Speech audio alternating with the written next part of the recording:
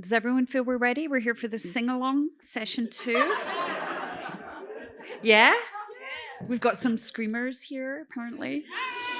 So welcome, everyone. It's a real pleasure to see this community gathered today. For those I haven't met yet, I'm Maggie Hendry. I'm the Dean of Media and Technology here at ArtCenter. And it is an absolute honor to welcome you to our 3rd Entertainment Expo. Yay! So this is a moment each year where our imaginations become visible, tangible, and most importantly, they become shared. So we're here to celebrate entertainment in many forms. Concept design, yeah. Animation, shorts, stop motion, game, right? Each project, each person you're going to encounter represents more than just technical skill or some kind of creative achievement. It actually reflects curiosity, persistence, collaboration, and a real courage. The courage to turn a bold idea into a lived experience. So these works are student work, our alumni work, our faculty work, is built through long nights, creative risk-taking, and a deep trust in one another. And I want to say that is the foundation of your meaningful creative practice. So what makes this event special is not only the extraordinary talent, but the sense of community that makes that kind of work possible.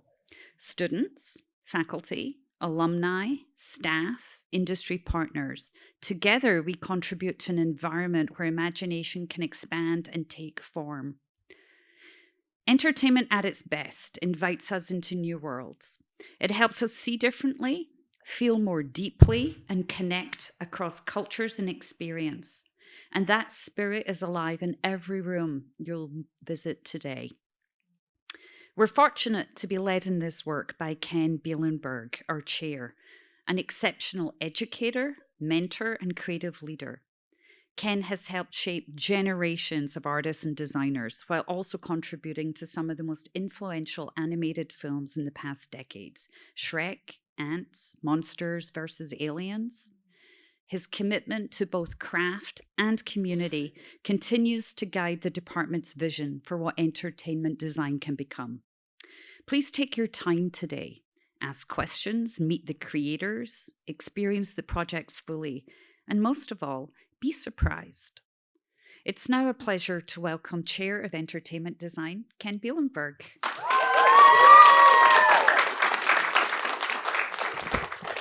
Hello. So I also want to welcome you all to ENTX, and I apologize, I'm not off book.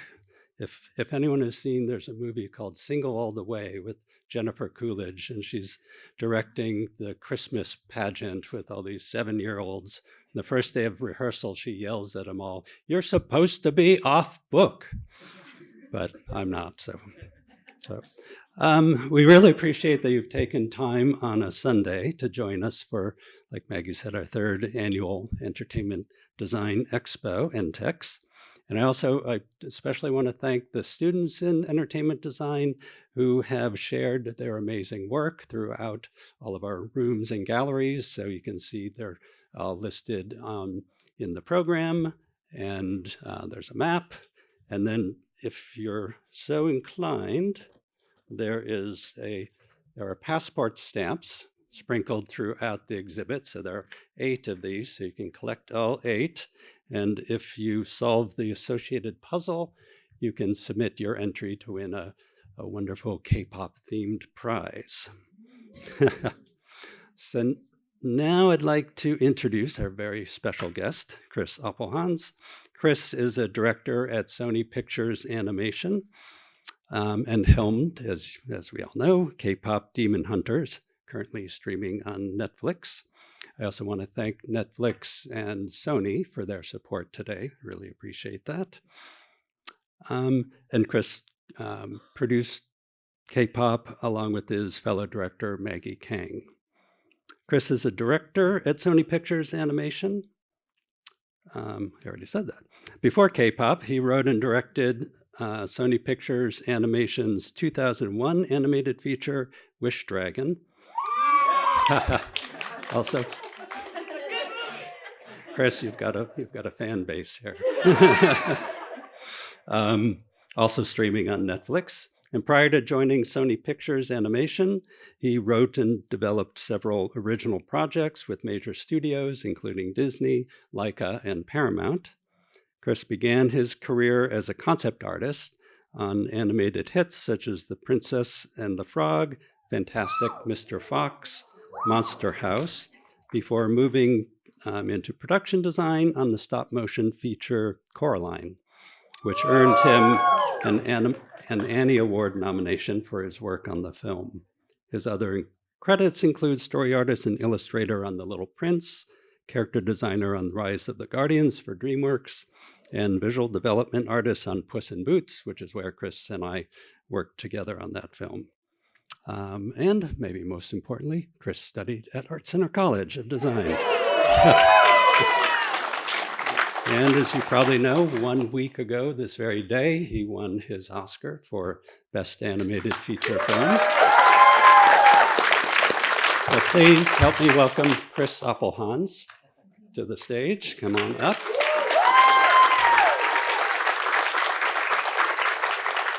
And also help me welcome Karen Hofmann, who is going to be joining us in the conversation.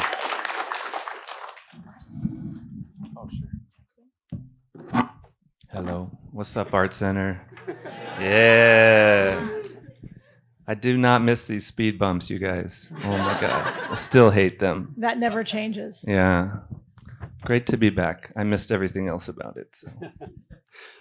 So Chris, so big congrats on the phenomenal success of Thank you. your film, from becoming the biggest, most streamed movie on Netflix, sweeping the Annie Awards, which are the animation industry awards, and winning Golden Globes, and then most recently the Oscars for Best Animated Film and Best Song.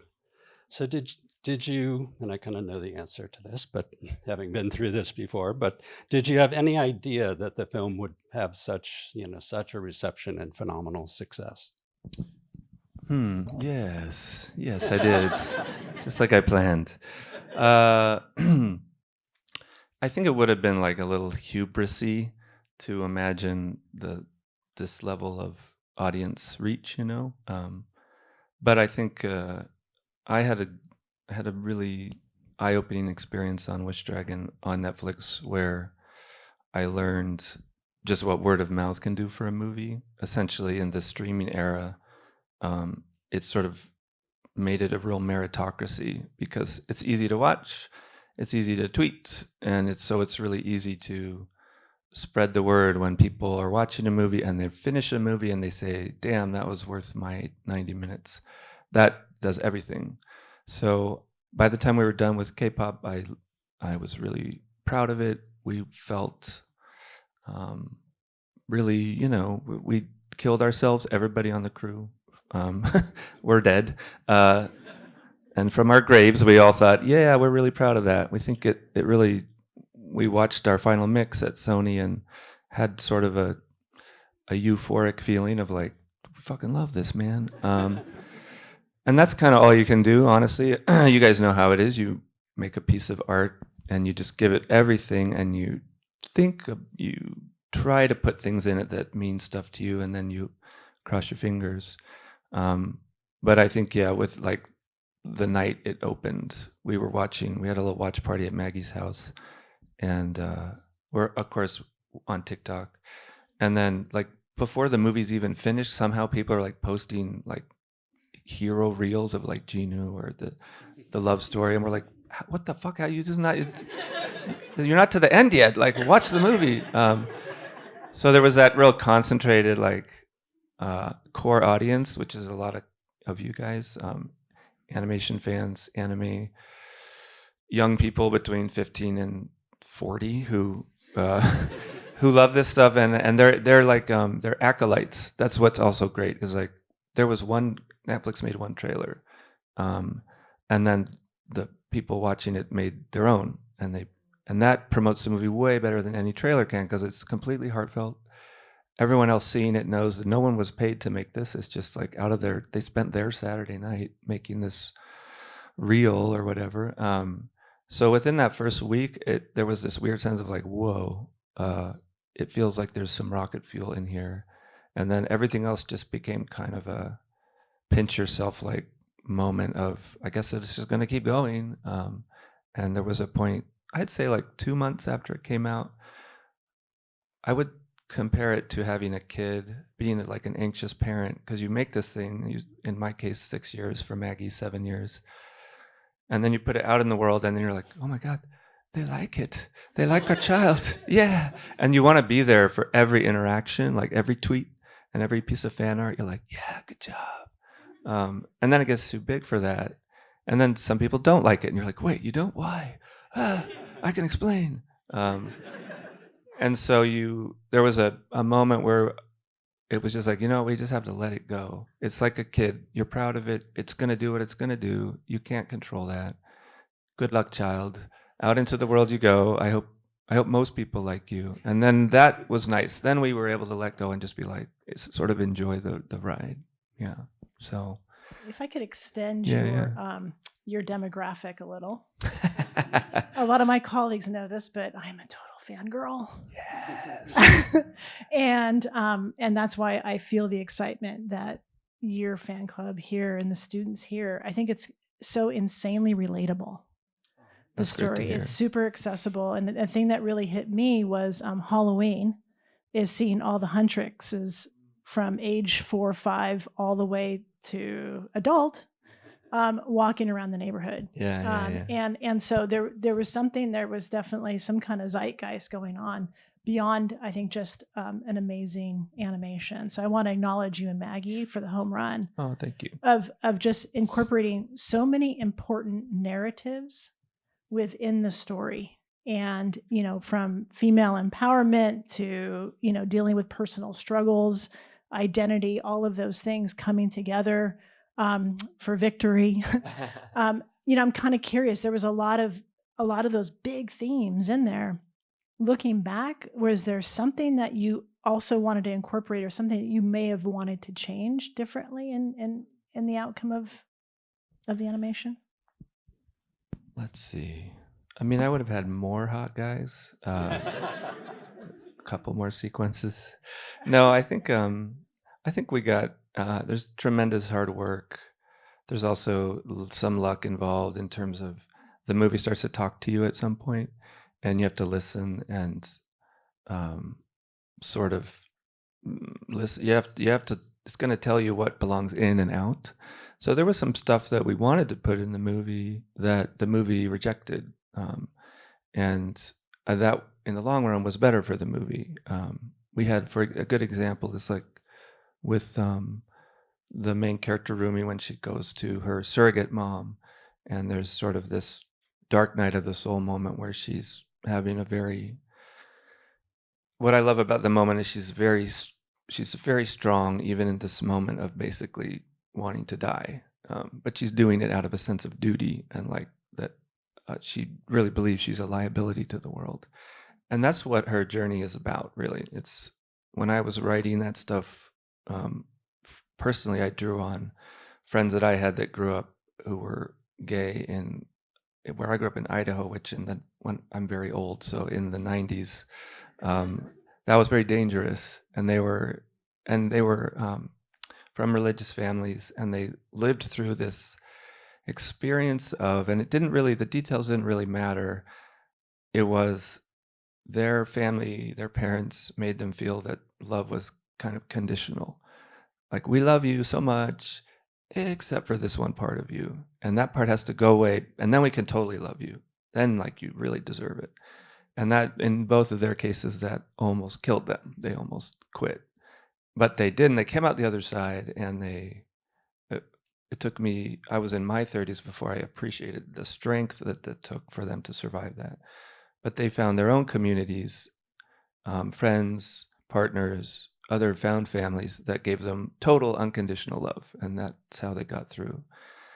And that's really what Rumi's story emerged, not just as an analog to like a queer experience or anything. it's just a human experience, because we all have, as you know, you all have parents. They're not always thrilled about exactly who you are.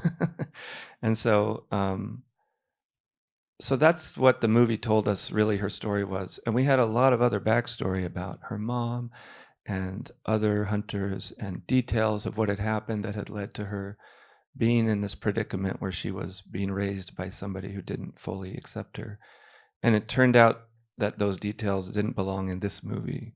Every time we put them in, the movie veered away from her story, and it became about a story about these people in the past. And it didn't really, in some ways, those specific details made her the sort of universal thing that she's struggling with there. It kind of distracted from it. And that's a hard thing in writing, to both be specific and also not get so specific and so bogged down in specifics that you lose people's own, who come from some other scenario, use their ability to relate to your story. So that's a good example of, we wrote lots of cool scenes and they were dramatic and we boarded them and they're pretty cool. And you watch them out of context, you're like, that's a good fucking sequence. But then you put it in the movie and it just doesn't, just takes you for a detour that you don't really connect to. So that happened everywhere. Over 6 years, you're rewriting the story. Every weekend, you're writing new pages, you know. So it's the thing that I've slowly learned about filmmaking is, and you guys know exactly what this is like when you do a drawing or a painting. You got a vision in your head and you start drawing, and some of it's great and some of it sucks. And you're like, what am I doing? And then you have a happy accident and you're like, that's cool. And you go on this roller coaster ride. And at the end of the day, some of what you thought was supposed to be there is there, and some of it falls away, and the pure form of the art emerges, and it's exactly the same journey, just slower and more torturous. So I have a question about, so K-pop is an incredibly original film in an industry that is risk averse. So how did you pull that off? We tricked them. I would say the short of it is we benefited from two factors. One, we got a green light in an early stage of Netflix animation, had kind of a Wild West moment when they were really trying a lot of stuff. And that's pretty typical. They're a new company, they have a lot of money, they're excited about making animation, and they haven't been traumatized yet by the experience of losing money. So they're like, let's make it all, you guys. So we got a green light there, and a great voice of, like a leap of faith by Melissa Cobb, Greg Taylor, and Janet Wu, who were executives there, who were like, this is awesome, let's try it. And then we had an amazing executive, Christine Belson. If you don't know, she's like the fairy godmother of Sony Animation. She's amazing. She's the person who championed this movie from day one, and she's cool and stylish and loves music and loves different cultures, and so she really protected the movie. And there were many leadership changes at Netflix Animation over the 6 years, but Christine was kind of the one, I would say, through line to all of that. So having that initial green light, like, here's $100 million, that's really hard to get. That's the hardest thing in the world. And then having somebody who really provide continuity for the next 6 years to see that through and not lose the vision of what it was critical. I'd say the other critical thing that is hard to appreciate, but also it wasn't like Netflix were viewing us as like the next franchise. They didn't see this as we didn't have the eye of Sauron on us, like, what are you guys doing? Did you make it kid friendly? Did you do, like, they kind of left us alone, and that allowed us to be as weird and different and push the boundaries of stuff. And I think that's also hard. It's really hard to, when you have an original project, it's hard to have the confidence to be like, also, it's not going to be quite like anything else. There won't be a comp. There won't be a comparison. Some of this will be uncomfortable because you haven't seen animated girls with popcorn coming out of their eyes and like animated boys with like real nice speck on the abs, which we worked so hard on that speck. So it's as is many like kind of breakout new movie ideas, it kind of Shrek was this way, right? Like it was a little off the radar. And Aaron Warner always talked about how we got far enough along with this weird movie that by the time really the studio was looking carefully, it was sort of like already proving itself. And they could be like, well, that's weird, but it works. So keep going. So it's interesting. It's hard. There's some luck involved there too. Yeah. Now, is Netflix involved from the beginning, or did they come on later? No. This will tell you how relationship based our industry is. So I did Wish Dragon with Aaron, and that started out as an indie animated project with a studio in China. Christine Belson loved it, and she brought Sony in to co-finance, and we made it. And that was a big hit on Netflix. So they said to me, let's make another movie. And they said to Aaron, go and find more international animated projects. And his search, that led him to Maggie, who dreamed up this idea off of that prompt. And then I heard about her idea, and I was like, fuck those other movies. I want to do that movie. And so it was really brought in as a Sony film. It started a smaller budget, like more like Wish Dragon, 30 million, something like that. But the idea just kind of grew until Christine was like, who are we kidding? This is a big movie. So that development all happened within Sony Animation, and then we couldn't get over the hump for Sony Theatrical. They just couldn't bring themselves to bet on this expensive original in theaters. And so then Netflix, we showed it to them, and they're like, let's do this. So it was kind of, Genesis was within Sony, but never would have happened without Netflix believing in it. You know, something you mentioned a little bit earlier about, I think there's something very compelling that if you could share is how did the music writing play into the narrative of the storytelling? When did you start working with that part of the story? Yeah, that's probably my favorite creative thing about this movie was we really, both Maggie and I, love music. I grew up as a musician, and we also don't love musicals. Sorry, we love some of them, the good ones, but a lot of it is like, oh, why are they singing like this? Do you guys know Bong Joon-ho, Korean director? Somebody asked him about musicals, and he's like, yeah, musicals. Yeah, so it's good. Like the movie starts, and then they're talking, and then and then the story's going along, and then they start singing about the story, and then I'm like, oh no. But here's the embarrassing thing. We were so convinced we're not making a musical. We're not doing that. We totally made a musical, you guys. And we had what's called a executive music producer whose name is Ian Eisendrath. And he joined early on, and his job was to be kind of a partner, a third point on the triangle between the songwriting teams and us as the writers and directors, and basically helping us understand what the narrative needs of the songs are, and then writing in concert, because we wrote in concert with the songwriters, really coming up with a way to do that in a pop construct. And so what Ian provided was this really important, heavy-duty scrutiny about why is this song in your movie? What is it saying? Because you can't just have as you guys know, if you've been to a bad movie, like just a 3-minute song in a movie that's just a song is not enough. Like you get bored. So every song had to advance story the same way a sequence would. So they had to be.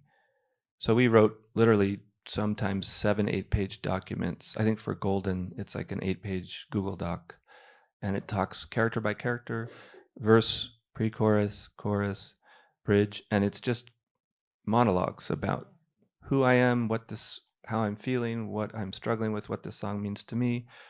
And then we'd flip the page over and we'd write a whole other thing, speaking entirely in metaphors about, instead of saying, here's the big difference. In a musical, if you're a roomie, you would say, you'd literally sing like, I can't wait until the golden moon exists, right? And that's not a pop song, right? You can't sing the words golden moon and still be in pop. So we had to find a tonal shift, a metaphor. In the case of Golden, it was gonna be golden. I'm in explain what the audience knows is this specific thing, but I'm going to do it in a more poetic, more metaphorical way that allows it to be a pop lyric, right? It's like Driver's License, right? Olivia Rodrigo, like, great song. The driver's license aspect of it is just a sort of framing device for her, like, breakup story. But that's what makes it pop. So we were juggling the pop side, the story side, and then the sort of construction of the bigger film where the songs had a reason to be there and a reason to exist. And that was really hard the whole time.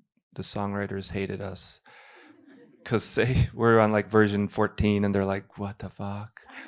But also, yeah, they were great, and they all they just stuck through it, and they kept iterating. And so that, I think, is my favorite innovation about the movie as a story, is to be able to, and it was the scariest thing, to be honest, that was the thing I was not sure when we released the movie. I wasn't sure if people would connect the dots between the specifics of the story and the looseness of the songs.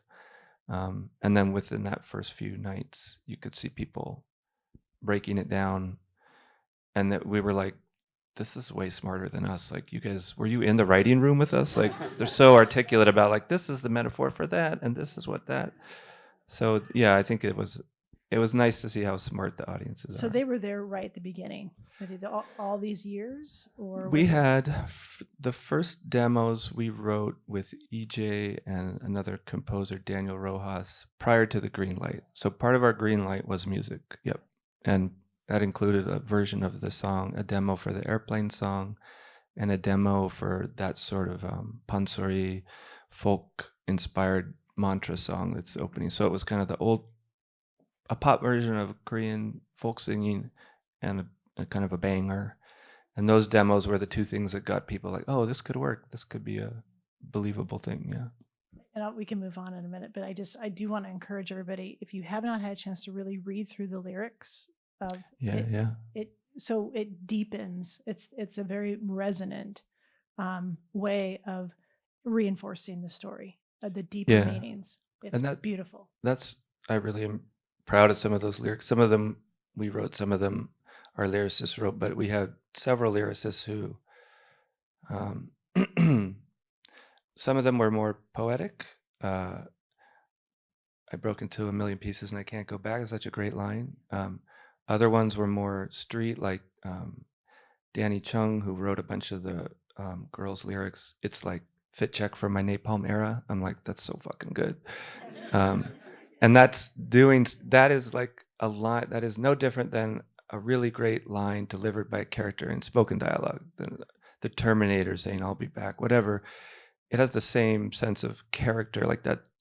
That's Mira in one sentence. So the ability of those guys to take on our characters and create essentially dialogue for them is, like you said, it's as important as any other words in the movie. Yeah. So can you talk a little bit about incorporating Korean culture into the film and how you both pulled that off? So, this isn't a film that was made in Korea, so it was made here. So what was that process like? Well, obviously Maggie dreamed up this concept. And I think when she dreamed it up, she'll often say, like, I didn't realize how Korean I wanted it to be at the time. I was like, yeah, K-pop and demon hunting, that seems cool. And Korean women. But my wife of 20 years is Korean, and she's sort of, anyone who knows, is all Korean people, you know how prideful Koreans are. So I have been inculcated into the cult. So I'm like, you guys know, like in The Godfather, there's the one guy, what's his name? He's the not Italian guy. He's like the family lawyer. Yeah. So that's me. Like, I'm not really in the family, but like they would kill me last if they were killing everybody. And like they trust me, and I've spent many nights drinking and many birthdays, and so I told my wife about, after I met Maggie, and I was like, I love this, let's do it together. I told my wife about it and sort of laid it out, and she's like, you better fucking do this movie or I will kill you personally. And then I started rambling about like, and I think it could be really awesome of like, if we incorporated like some of the traditions of Korean music from the past and tell the story of just this emotional through line. And then she listened and she was like, okay, also don't fuck this up because I will kill you for a different reason, which is you'll bring shame on our family for eternity and the entire Goo family tree will be burned because of you.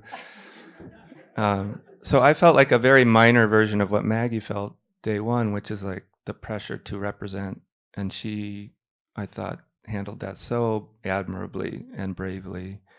And I would say there was a moment, probably about a year in, and this is where I love to give credit to K-pop and K-dramas as an industry because they've been plugging away for so long, and they're actually super popular. Like if you know, you know. If you don't know, like half of the college kids in the world are watching K-dramas.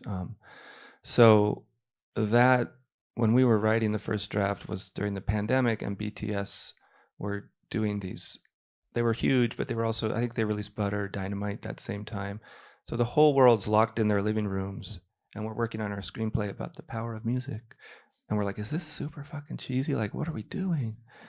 And then we see these BTS performances. They do virtual concerts, and like we were just texting, like, I'm dancing in my living room with my kid in the middle of like the end times, and so is everybody else, and we're all tweeting about it. And there's this really powerful sense of connection, and it's real. So we're not stupid. This is a worthy thing to lean into, and that was kind of the moment where we just said, let's just call it the Honmoon and let's make it a made up thing, and the hunters, and at that point a switch, I think Maggie always says, like a little switch flipped in her brain, and she's like, I'm just going to make this the most Korean movie ever. Everything will be the most Korean it can be. And I think that was critical. And now you know why I was like, agree, let's do it. But I think the thing that I learned on Wish Dragon, which was again weird because I'm a white guy, but based on a friendship that I had with a young man who grew up in Shanghai that I knew for a decade. And I saw, in the case of that movie, I saw my own questions about being a young person, about class and money and ethics. I saw all of my own questions in his life, and we talk about it a lot. And I was like, you are living like a version of what I'm living. It's just different. And so making that movie and seeing it connect on Netflix in China, but also in Tempe, Arizona, or Lagos, like it meant something else. That really opened my eyes to that ability of a story to travel. And so I think when it came to making this, I felt very confident saying to Maggie, yes, like just let's go 1,000%, because people enjoy it. It adds, it's free world building. The fact that you have Kimbap and Chosen Saja and all this is the most fantastic stuff. You'd have to make it up otherwise, but instead it gives credibility and detail to your film that you wouldn't have otherwise. So yeah, hopefully that's the era we're in now, where people see it that way. So when you and I worked together on Puss in Boots, so you're in the art department, visual development, and obviously that was probably directly coming from, you know, your training in illustration. Was it always a goal to become a director? Because the normal path is coming from the story department, so it's rarely, sometimes, but rarely coming from the art department. So so was that always the goal, and how did you orchestrate that? Yes, it's all a plan. No, I very much stumbled my way into it. I'll give you the pivotal moment. So I was a concept artist, character designer. I did a lot of sequence paintings. That became my niche right away. It was like read the screenplay, and I would just pick whatever moment I wanted, and I'd do a painting of that. And I loved doing that because I loved figuring out what the story was about, and then what's a cinematic moment that burns in your brain, that where all that comes together in one image. So I did that for a long time, and at some point it occurred to me that the reason I was interested in that was because I was so interested in the story side of it. And so I started developing my own ideas. I started putting pitches together, and I had no idea what I was doing, so my pitches were way too long. It'd be like a 30-minute pitch, which is like a big no-no. But I'd have like 30 paintings. So I was pitching projects around town, and I took one to a company called Image Movers, which was Robert Zemeckis's arm that was part of Disney at that time. And it was kind of a Stranger Things type of vibe before Stranger Things. And I pitched it, and my pitch was too long, but I did the whole ass story with all my paintings. And there were like two junior execs listening, and they're like, we like this. This is a cool idea. It's kind of like got an Amblin feeling. So then I'm like, oh shit. Then they totally ignored me, and they turned to each other and they started talking about like, so who would we hire to write this? Franklin and Anderson, like naming writing teams and different people. And I was sitting on the couch thinking, well, I did it. Like, I have my cool idea and I sold it, and now someone's going to go make this movie. And then this guy who was in the corner of the room turned around. He was on his laptop, and that's Bob Zemeckis. And Bob was like, we always fucking do this. Somebody comes in here with a cool idea, and then we give it to the writer so-and-so, and then it sucks, and then nothing happens. You just told a good story. You know how to write a screenplay. You do it. He's like, you know how to write a screenplay? I'm like, yes. I didn't even know what Final Draft was, honestly. So I got high, and in that moment, blessings to Bob, there was like a shift of my understanding of what I could do, where it was like, wait, I could be the storyteller. So I got hired, and I was super cheap, so that doesn't hurt. But I got hired to write the first draft, and he gave me one book on screenwriting and said, this is all you need. And I spent really the next, I would say, almost 8 to 9 years kind of in no man's land, in the kind of unknown part of the film business where you're writing and developing projects that aren't getting greenlit. But that was good. I wrote the project for them, never got a green light. I pitched another one to Leica, developed and wrote that for almost 2 years, never got a green light. But the whole time I'm learning. I was like in screenwriting school, honestly. And so that, and then by the time I got Witch Dragon and I found a studio that was willing to take a chance on me, I think I knew my shit a lot more. And I knew story, and I knew more or less how a 90-minute film can work. And that was all, again, a blessing. I don't think I was ready at those earlier stages. So to me, that's something I would love you guys to think about, which is you're here in your various departments and divisions, and you're really interested in one piece right now. And that might be the only piece you're ever interested in. But I think most of you are interested in that piece because of a broader love of story and film and world building and animation, and it may turn out as you get farther along in your craft that your passions involve what you're majoring in right now. Like me, I was an illustration major, but it could totally widen. It could totally evolve. The 4 years that you're here are just like, it's the first quarter of the game. You're barely out of the first quarter. And I think I got lucky, and I would have loved somebody to tell me, and when I was in school, like, pursue this passion, but also don't be afraid to like zoom out and dream even bigger if that interests you, That is such great advice, because that was actually one of our questions today. Yeah. And that's super important. And we will have time for questions from the audience, right? Should we? It's almost 1. I want to keep an eye on the time. Yeah. We have a microphone over there. We'll go till 1:15.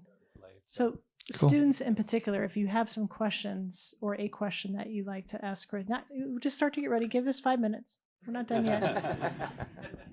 I think I want to build on what you were There's saying. a mic on the side. There's a mic right over there. I want to build on what you were saying about stumbling upon. Yeah. Is there something as early in your career that was instinctual for you to say yes, or to let yourself go in certain directions? Did you lean on yourself? Did you have people around you mentoring you? I think I had a real instinct like nobody asked me to do sequence paintings. I got the script and they wanted me to design the characters, and I was like, cool, I'll do that later. I want to do a painting of this right now, which is very obnoxious, by the way. It's like a 22-year-old. But I think I was so drawn to the intersection of story and visuals, because that's the one thing we can do that no other medium can do. Can't do that in a book, can't do it in a song. So I was blessed to have that instinct, I think. And everything that I learned, honestly, my draftsmanship, my painting skills, my lighting skills, they were all decent, but I think it was the fact that I was trying to reconcile them in this moment that was the most important thing I was doing. So I would often see people who were like so much better than me at figure drawing a certain pose or at painting a still life and be like, damn, like they're way better than me at that. But the thing they weren't doing was trying to bring that stuff in, crash it into storytelling, into the way that an image or a moment can provoke an emotion from the audience, which is our whole business. And then to your second question, I had mentors. There were two artists that I worked for in my first job at a video game company. Their names Justin Sweet and Vance Kovacs. Anybody know who they are? Amazing, yeah, right. Amazing concept artists. And they both do a lot of work. At that time, they worked in games, but they now have done lots of Marvel movies. And they were both people who really believed in feeling first, find the feeling, and then resolve the detail. So the way that they would paint was like everything was an abstraction. Like it looked like a Jackson Pollock or Craig Mullins is this way. He works abstract down, if you guys know his stuff. And that was and they were just like, that's all that matters, the way it makes you feel. And you have to be so good at anatomy and composition and lighting. That's all a tool to take that abstraction and wrestle it into something recognizable. But if you're not using that to evoke something that you can't explain with words, then why are we doing this? And so they were so good. And I remember being like, cool, man, when, like, you're like 30, you're so old, you're 32. When am I going to be able to do this like you guys without fucking stressing out about it? And Justin was like, I was literally in my garage last night at my like card table Wacom setup, so I didn't wake up my kids, stressing out about my painting because it didn't feel magical yet. He's like, you will never stop feeling this stress of suffering for your so good luck. But I guess that's the point, is like the Kpop, 6 years of that feeling of reaching for something and trying to apply feeling and craft together. And I think I was very lucky to have those two as mentors, because they took it away from just technique, and they said you have to have technique, but really it's in service of this more spiritual thing. And if you don't have that, then what are we doing? Cool. So yeah, if anyone has questions, we can start lining up at the mic. So you've talked we will about... have to end at 1:15, so... While they're coming, Yeah. You've talked about the story process. So we do have a lot of students who are interested in storyboarding and story.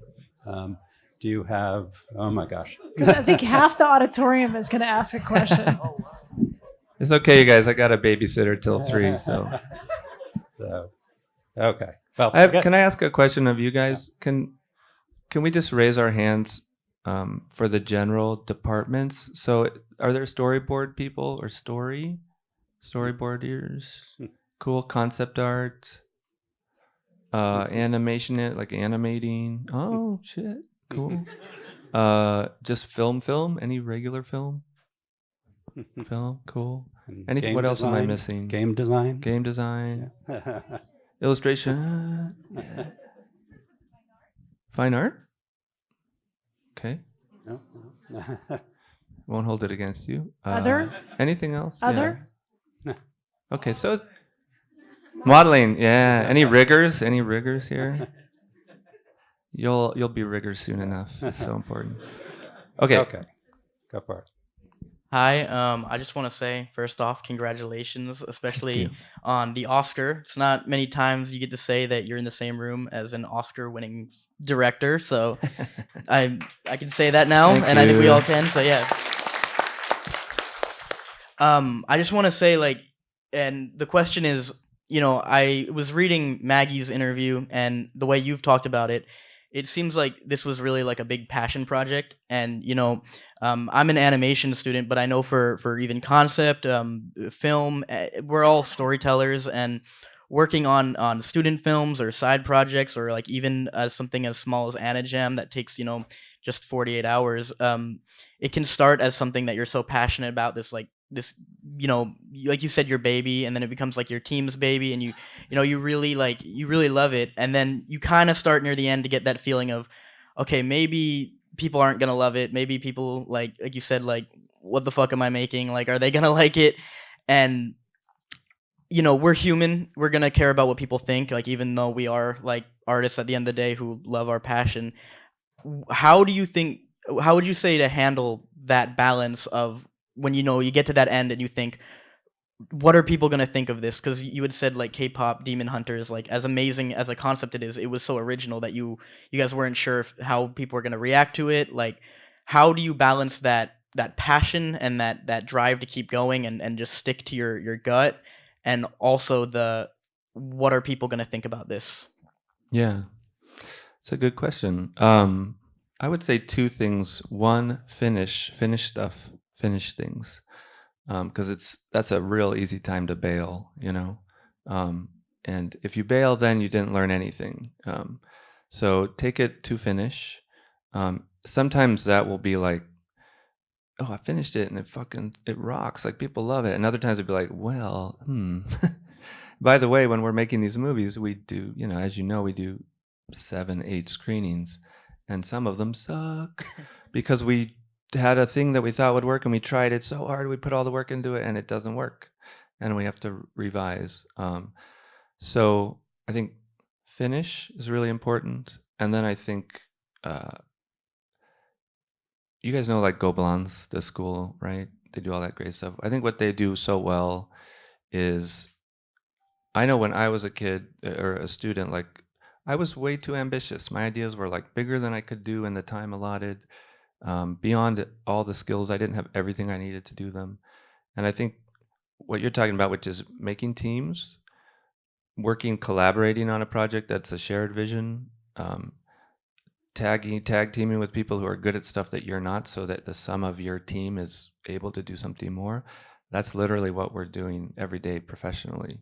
And so that spirit of kind of passionate collaboration and, like, dovetailing off of other people's gifts that complement yours is a really important skill. I look at, as soon as I talked to Maggie at our first lunch, I was like, there are things about her sense of comedy, her point of view, her experience as a story artist. There are strengths that she has she's better at shit than I am at certain things, and that's great because I'm going to count on her to do some of that stuff I'm not good at. So I think make those collaborations, aim high, and then even when you have your moment of weakness, just follow through, finish it, take it to the end. And then if it works, you learned a lot, and if it doesn't work, you learned even more.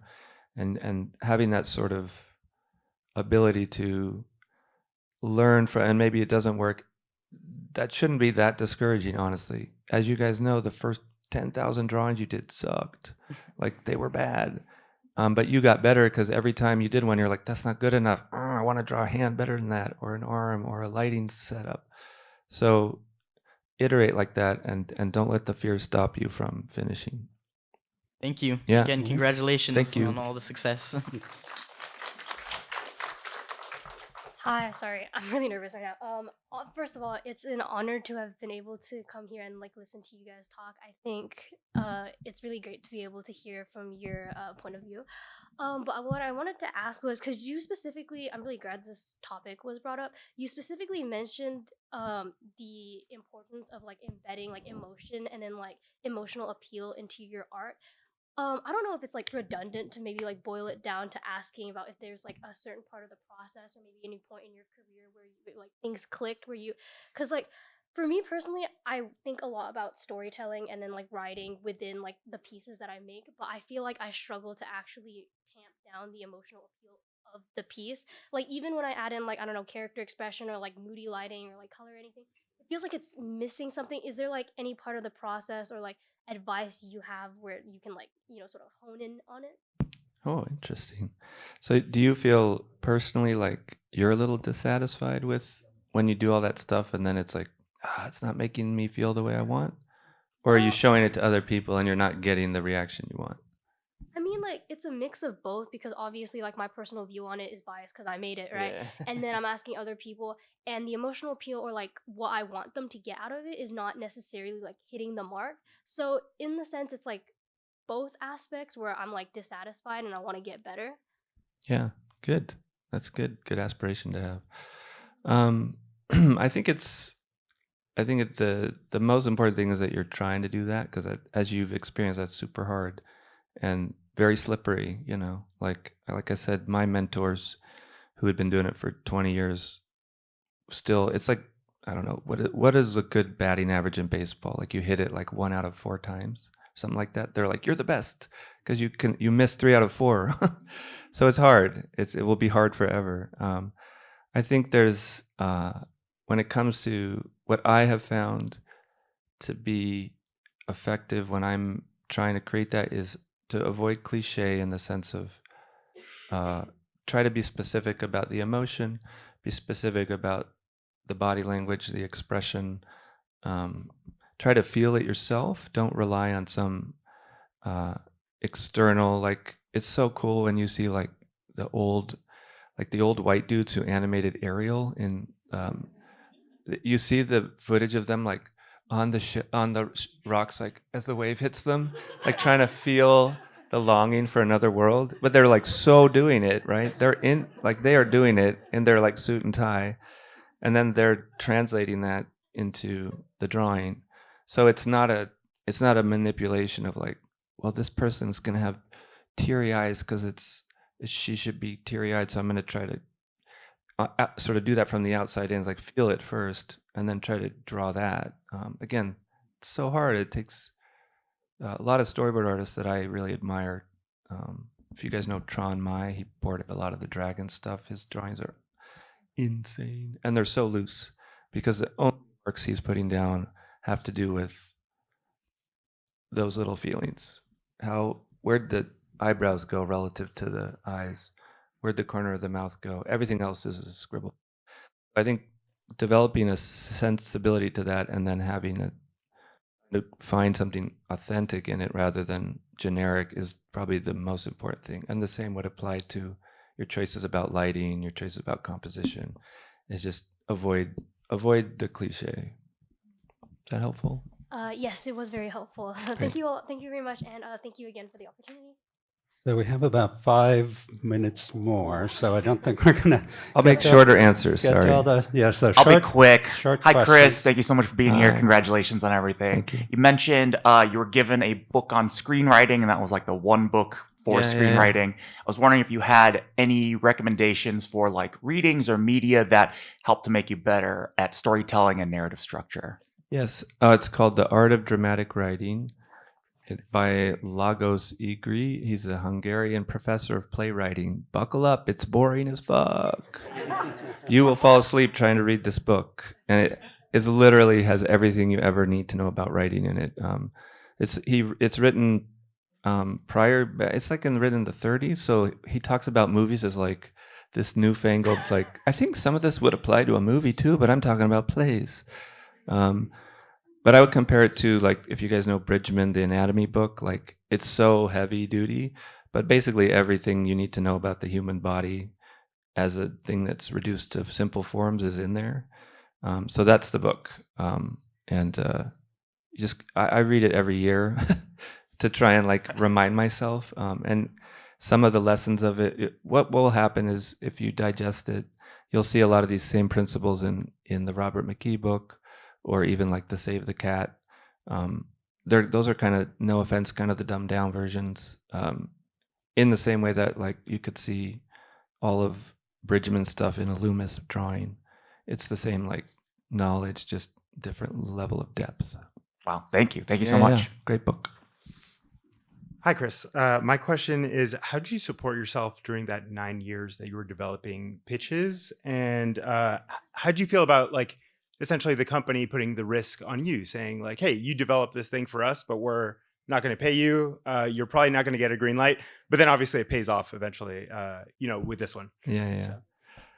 Well, fortunately, I made them pay me. So, and that was kind of my philosophy when I moved from being sort of in the art department, production design, into writing, was like, I wanted myself to be accountable, to be like, I want my ideas to be good enough that I can get interest from a couple of studios, get a little bidding war going, and get paid enough to live off to write a draft, or to get a development budget enough that I can pay myself and hire a few artists for a year or two.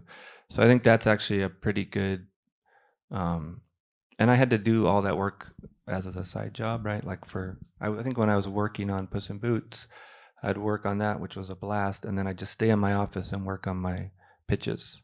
But I think that's actually one of the most important things you can do as a trial and error storyteller. Think of it like stand-up. If anybody's done stand-up or you know how it works, you basically have to just bomb a lot. You have to go up and try your jokes and see what happens, and then learn from that.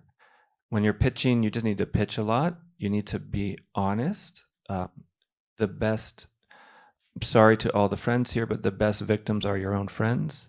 So set 10 minutes, try to boil down what you think your movie or your ideas into the 10 minutes, make it a good pitch. And then while you're pitching it, pay attention to them, because they will zone the fuck out when you get to the bad part of your pitch. No matter how polite they're being, they'll be like,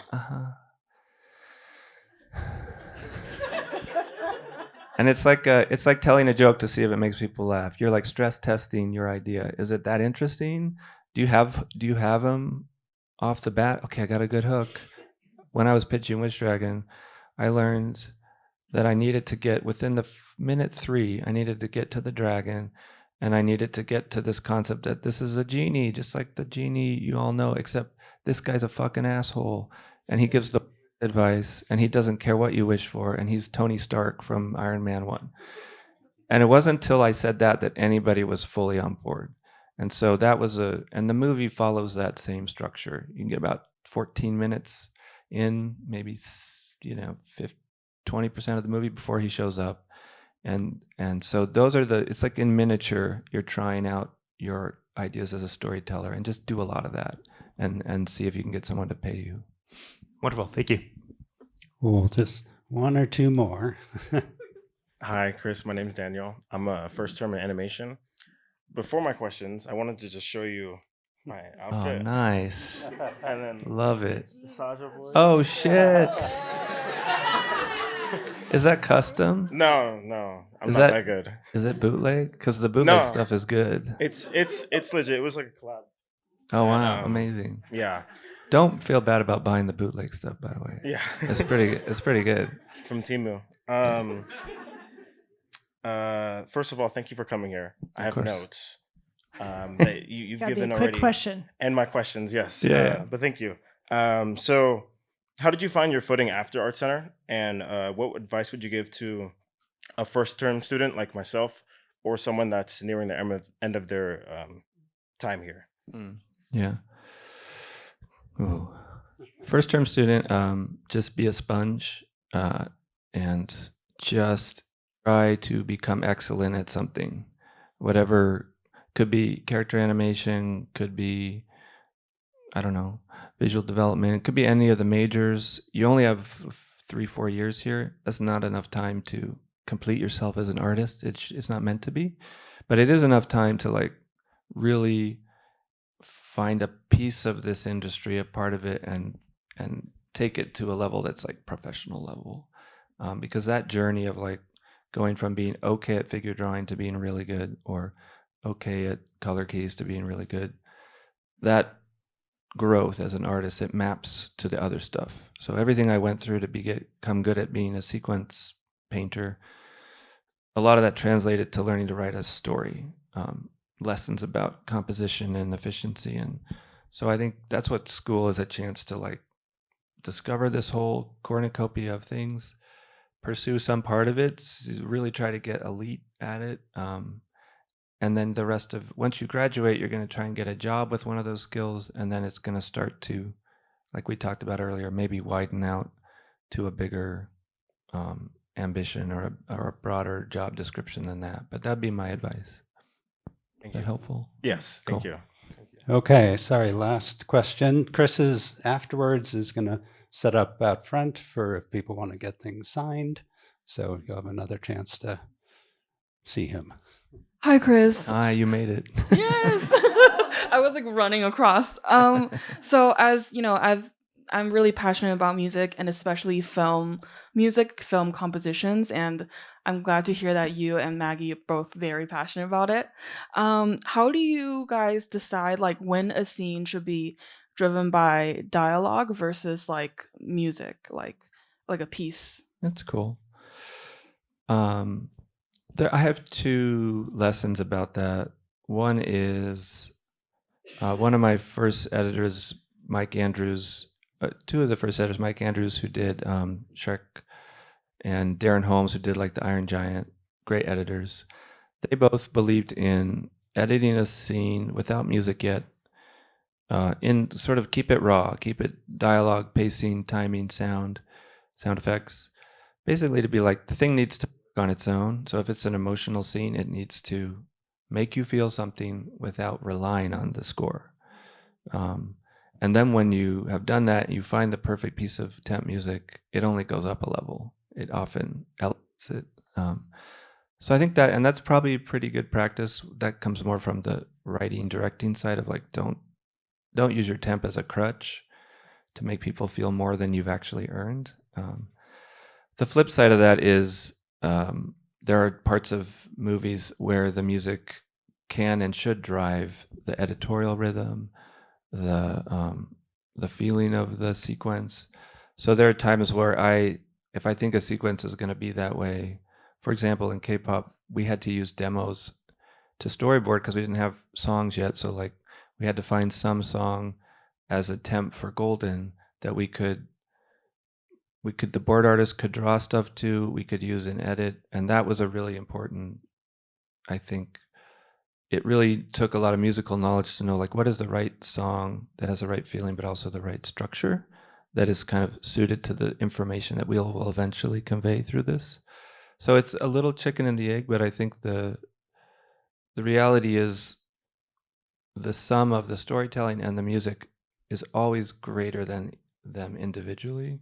Right? If you're doing it right, it will always elevate it. One of my favorite parts in K-pop is when Rumi goes to die and she's talking to Celine in the Dark Night of the Soul. The composer does a refrain of the mantra, which is the childhood melody. And it's Rumi's little girl's singing voice in the background. You barely notice it. It's just ghosted in there. But by putting into that piece of music all the feelings about who she was as a kid, so you kind of your brain attaches that melody to that information, and it's sitting in there dormant, and then an hour later you trigger it, you play that little motif. And I remember when he first played it for me, like I got teary-eyed because I was like, oh shit, I'm now thinking about the Rumi right here, this grown-up woman about to die. I'm thinking about her, and I'm thinking about the little girl she was all of a sudden. So like it took that pocket and it brought it back to the front of my brain. And that's the power that music can do that. And then we don't have to do any more of this. Like no one has to say anything. So the ability for music to hold the story sometimes, not just kind of like decorate the cake with it, is really beautiful. And I think most movies that have memorable music in them are doing that on some level. So I hope that's helpful. Thank you so much. Cool. Well, Chris, thank you so much. Thank you, guys. We appreciate having you here. So, like I mentioned, so Chris will set up out front in a little bit. And Thanks Ken, for can I coming. thank you? Yeah. Thank you and your team for setting this Thanks day for up. having me, guys. And by the way, wait, Chris, I think you're just getting started. And I know we didn't get to the sequel questions, which I know you can't talk about, but please know you have a screening room here. Yeah, okay. Should we have him come back? Test screenings. Love to have you back. So thank you, Chris. Of course. Thanks, guys. It was a pleasure.